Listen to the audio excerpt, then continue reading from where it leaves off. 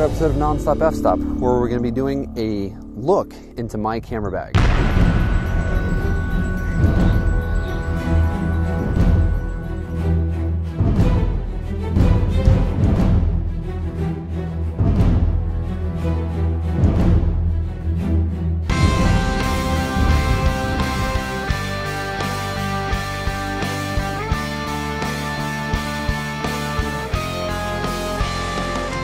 All right, so welcome back. Let's just jump right into reviewing and finding out where I got most of my equipment and how do I use it. First off is a 60D, and you can read the specs about it in the crotch bar below. It's got a 50mm 1.8 on it. This is a great lens. I think every videographer and photographer should get one of these. It is a staple in your camera bag. Let's move on to a little bit of lighting here. These right here are Chromo 160s, and I suggest that you buy them from Amazon because they're a really great, inexpensive, just all around lighting. They're obviously not going to replace your huge soft boxes and things like that, but when you're on the go, these will save you massive amounts of time.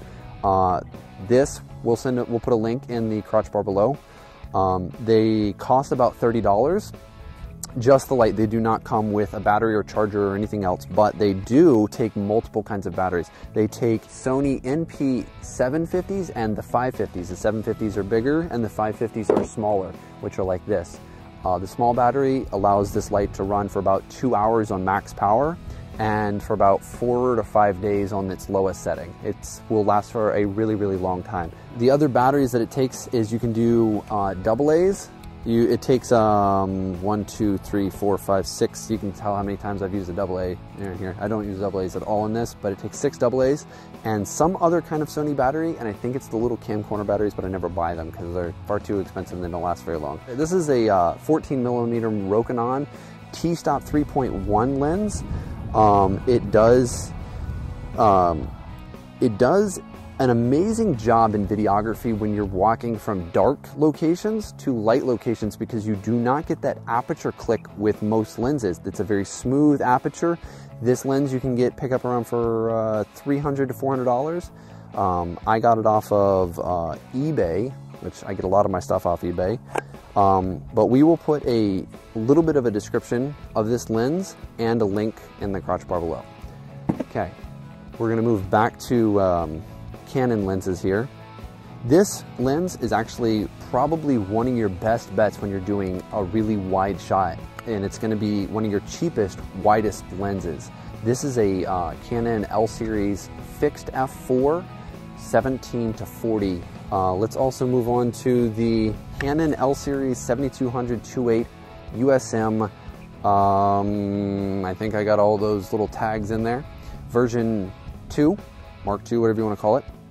IS, it does have IS.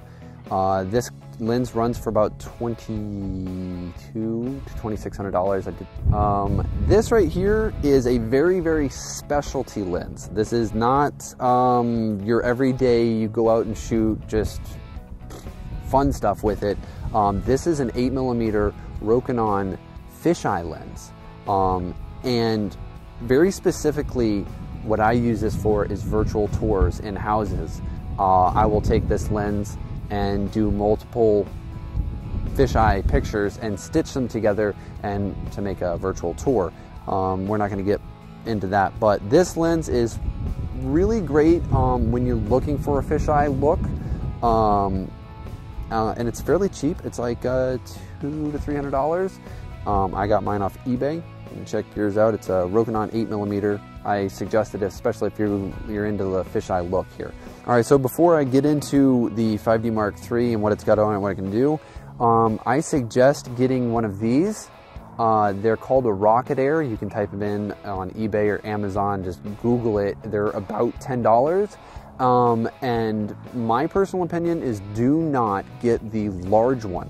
And you can get the small one as a secondary, but I would suggest the medium size one. I use it to clean off the in and out of the lens, meaning the face of the lens protector and the actual lens itself. And I Also trusted enough to take the lens off and blow it inside the camera while holding it upside down. It's an extremely excellent all-around cleaning tool that you must have in your camera bag. Okay, now the 5D Mark III. This I did not skimp on. The 5D Mark III is the best all-around camera, and I think you will find most people say that. Now, I did not say it is the best camera because, well, we know camera reds have them beat, but for $3,600 you can get a body that Hollywood uses, the industry standard, you know, it meets the industry standard. I went ahead and bought the battery pack for it because I do a lot of photography. Obviously in videography you're not going to be doing portrait mode. What I have that lives on this camera is a Canon L-series 24-105 fixed f-stop of 4, and this is probably one of your, it does have IS, this is probably one of your best all-around walk-around photography lenses, and I have done a lot of videos filming with it, and the color is just it's just amazing. It's above anything else I've ever done before. Obviously with the 7200 you're going to get much better bokeh, the clarity and sharpness is way better, but for all around purposes, when you're in a tight space and you're focusing between subjects and you're zooming in and out and you've got to kind of do this run and gun thing with a DSLR, this is the very lens that I suggest that everybody else should have. Just like a 50mm, I think you should have a 24-105. It is the best all-around lens, I would have to say. Now, the best all-around lens for sports photographers and wildlife and stuff, that's gonna be the 7200. But walk around, I would say 24-105. Okay, so the 5D Mark III. If you don't know what a 5D Mark III is, go look it up, because this is definitely your best high-end camera without going to, you know, like an $8,000 body, you know, the 1DX and the 1DCs and things like that. If you have about $3 to drop on camera equipment, I would definitely get the 5D Mark III. The Glidecam 2000, we just released a, I really wouldn't say it a how-to, kind of just a tip review-ish kind of thing on the Glidecam. We have had a couple of comments where they said that we didn't balance it correctly. We have to apologize. When we did it, we didn't have the Glidecam for very long, so yes, we might have researched a little bit more, but I'm going to continue to learn on this Glidecam.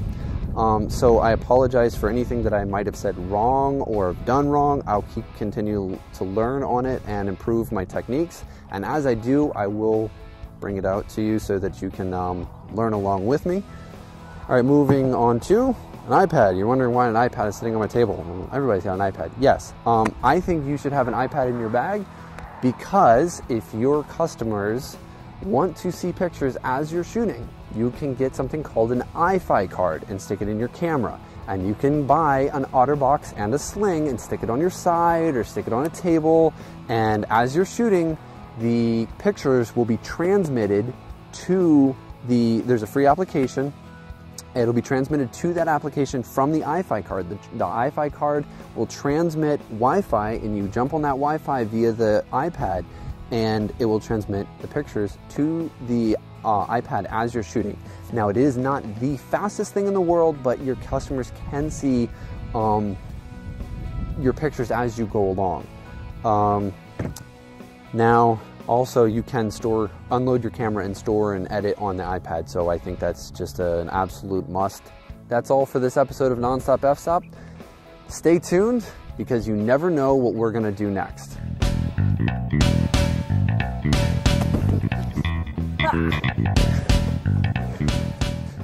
Wait, don't leave.